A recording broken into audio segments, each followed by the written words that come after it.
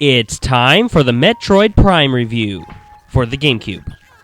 This was one of the most requested Gamecube games of 2009, and I never got to it. So I thought, why not review Metroid Prime as the first Gamecube review of 2010? So here we are, let's go. Metroid Prime was the first 3D Metroid game released by Nintendo, and actually, it was the first Metroid game I have ever played. What? How can this be? What?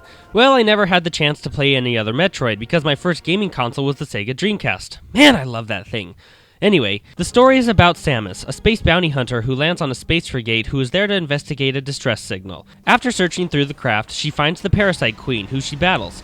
After defeating it, it falls into the ship's core and sets off a self-destruct timer. As Samus escapes the ship, she gets electrocuted and many of her suit's abilities are destroyed. After she makes it out, she finds Riley flying towards Talon 4, the planet under the frigate, and flies after him. Once she lands on the planet, your real journey begins. Metroid Prime is a mix of a first-person shooter and an action-adventure game. Most people, including Nintendo, just call it a first-person adventure game. The goal of Metroid Prime, in a nutshell, is to go through the many different regions of the planet and find out what is happening to Talon 4. Along the way, you will find your suit's upgrades like your Charge Beam and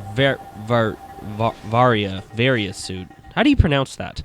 Anyway, your standard upgrades, but new ones as well, like new beams and new visors, which will all play a part in winning the game. They're not just for show, even though they do look pretty cool. The graphics are outstanding. Every part of the region is so beautiful and detailed. This is definitely one of the best looking games for the Gamecube. The controls are basically perfect. The only complaint I had with the controls is that your beam is always pointed straight forward until you lock onto an enemy. So if an enemy was not directly in front of your sight, you would have to move around a bit while continuously pressing the L button to get a lock on. Or you could just hold down the R button to look around and shoot, but the problem with that is that you are stuck to the ground and can't move, so you basically become a sitting duck. So in some instances, it could become a bit annoying.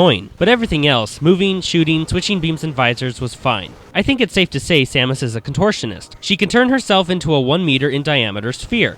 In this form, she can now move through tight spots and find new pathways. One question though, when she's in this form, is she like pure energy inside?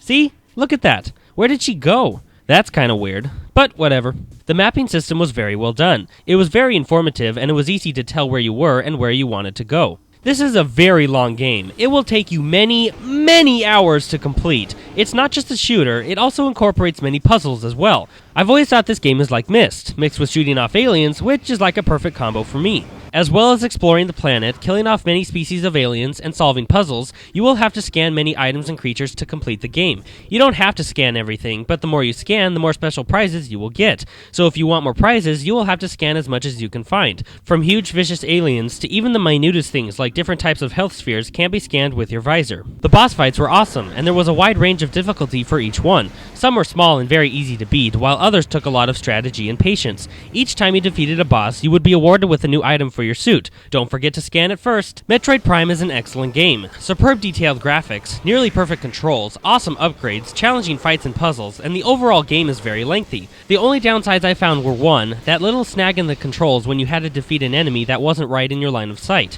And 2, I didn't care for the fact that when you had to get to one place, you would basically have to walk a very long way to get there. Now there were elevators to help you get there, but I wish that there were a few more scattered in the different regions. Don't get me wrong, I do like walking and exploring the regions around me, but after hours and hours and hours of playing, I got to the point where I wish there was a faster way. But overall, it's still a fantastic game, and I would definitely recommend it to anyone. This is one of the best games for the Gamecube, and one of the best games I've ever played. This game gets a 4.5 out of 5, with the title of Epic.